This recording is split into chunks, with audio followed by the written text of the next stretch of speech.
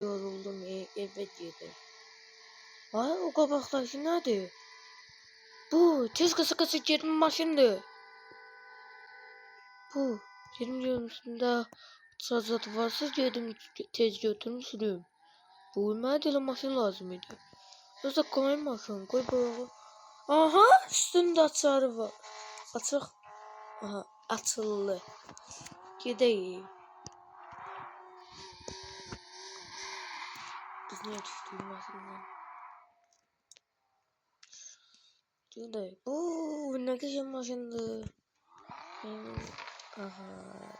Milli kravamızda vardı gidelim de hiç ne. Benim beşim var idi nerede provada ver.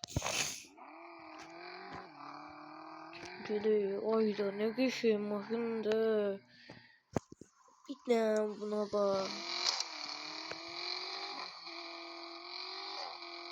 Sabah ayda ne güzel maşındı. Buna bak.